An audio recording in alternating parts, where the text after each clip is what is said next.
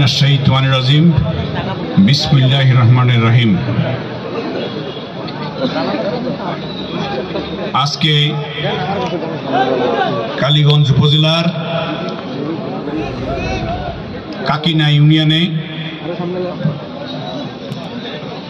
জাগোবাহি তিস্তা বাসাই সমস্যা তিস্তা নদীর পানির ন্যায্য হিস্সা এবং তিস্তা মেগা প্রকল্পের বাস্তবায়নের দাবিতে আজকে কাকিনা উচ্চ বিদ্যালয়ের মাঠে আমাদের এই বিশাল প্রস্তুতি সভার সম্মানিত আমাদের প্রিয় মানুষ, আমাদের প্রাণের মানুষ, যাকে নিয়ে আমরা সব সময় ভাবি, জাতীয় নির্বাহী কমিটির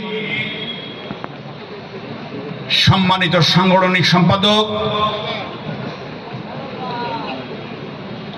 গণপ্রজাতন্ত্রী বাংলাদেশ সরকারের সাবেক সফল উপমন্ত্রী,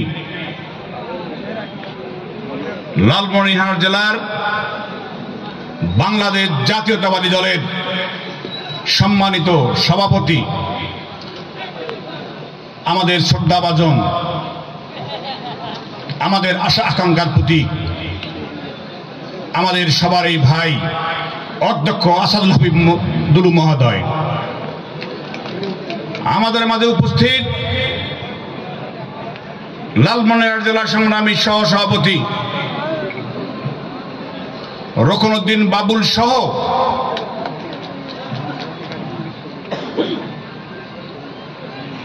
বাংলাদেশ জাতীয়তাবাদী দল, বিভিন্ন রাজনৈতিক দলের সম্মানিত নেতৃবৃন্দ, বিভিন্ন শিক্ষা প্রতিষ্ঠানের সম্মানিত শিক্ষকবৃন্দ,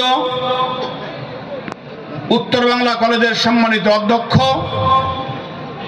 আমাদের সামনে উপস্থিত কালীগঞ্জ উপজেলার এবং কাকিনা ইউনিয়নের বিভিন্ন ওয়ার্ড থেকে আমার প্রাণপ্রিয় তিস্তা আন্দোলনের বাস্তবায়নের লক্ষ্যে আজকে যারা এসেছেন, আমার প্রিয় ভাই ও বোনেরা, সবারই প্রতি আমার শ্রীনিবেদ সালাম, আসসালামু আলাইকুম। হিন্দু ভাইদের প্রতি আমার আদাব। আজকে বড় বাড়ি থেকে বুড়িমারি পর্যন্ত, ওই বড় বাড়ি থেকে চিলমারি পর্যন্ত, আর ওই বড় বাড়ি থেকে ভুরুঙ্গামারি পর্যন্ত, আর এই বড় বাড়ি থেকে নীলফামারি পর্যন্ত আমাদের খোঁজ কেউ কোনোদিন করে নাই। আজকে এসেছে আমাদের মাঝে আমাদের প্রিয় মানুষ, আমাদের প্রিয় অভিভাবক অধ্যক্ষ আসাদুল হাবিব দুলু মহোদয়। আমরা দেখেছি গত 17 বছর এই লালমনিরহাট জেলার প্রত্যেকটি আসনে মন্ত্রী ছিল, তারা উন্নয়ন করেছে, তিস্তার কথা কোনোদিন ভাবে নাই। তারা ভেবেছে তাদের আখের কিভাবে তারা গোছাবে, তারা সেটা ভেবেছিল। তাই বাংলাদেশের মানুষ আজকে প্রমাণ দেখিয়েছে, গত 5ই আগস্ট তাদের পরিণতি কিভাবে হয়েছে। ভাইয়েরা আমার, সম্মানিত ভাইয়েরা, সারা বাংলাদেশের মানুষ জানে লালমনিরহাট জেলার রংপুর বিভাগে একজন ম্যাজিশিয়ান আছেন। সে ম্যাজিশিয়ান হলো, আমরা যে জেলায় বসবাস করি সে জেলা একটি কৃতি সন্তান, সে কৃতি সন্তানের নাম হলো অধ্যক্ষ আসাদুল হাবিব দুলু মহোদয়। আমরা নিজে গর্ব করি, যেখানে তাই কথা ওঠে, যদি বলে রংপুরে বাড়ি, জিজ্ঞাসা করে কোথায় বাড়ি, রংপুরে বাড়ি, আপনার বাড়ি কোথায়, বরিশাল, তাহলে আপনাদের এখানে একজন বড় নেতা আছে, কি নাম, অধ্যক্ষ আসাদুল হাবিব দুলু মহোদয়। দুলু ভাইকে বলতে চাই, ভাই আমরা তিস্তা পাড়ার মানুষ, আমরা ওই বন্যার সময় আমাদের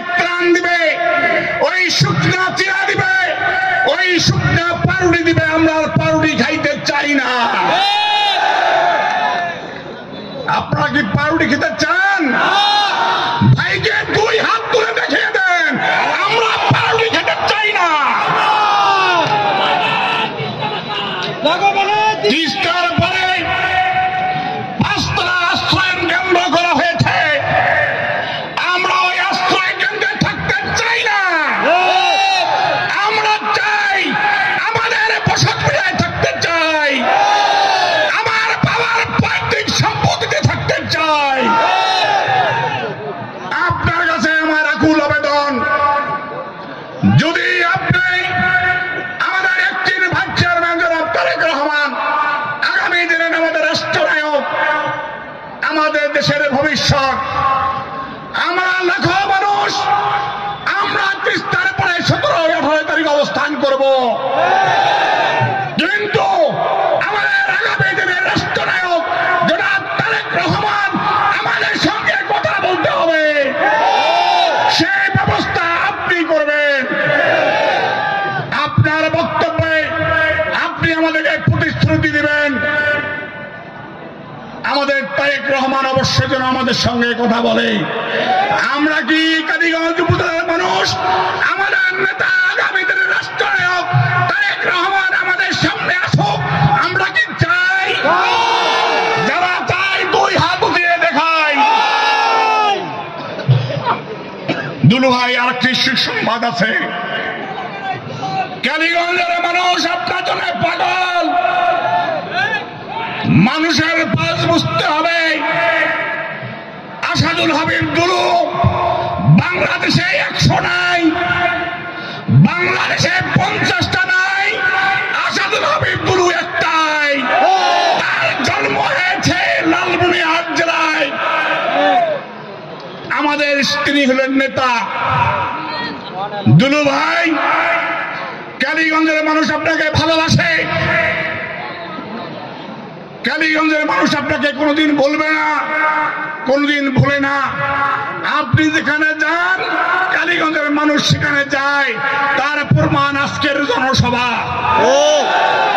ভাই আমি আপনাকে উদাত্ত আহ্বান জানাবো, আপনি আমাদের তিস্তাকে নিয়ে যেভাবে ভাবেন চিন্তা করেন, রাত দিন 24 ঘন্টা পরিশ্রম করে যাচ্ছেন, এই জন্য আমাদের কালীগঞ্জের মানুষ আপনার পিছনে আছি।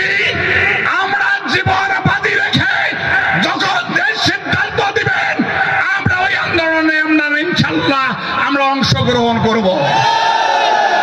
যে কোনো সিদ্ধান্ত দিবেন আমরা মানবো ইনশাল্লাহ।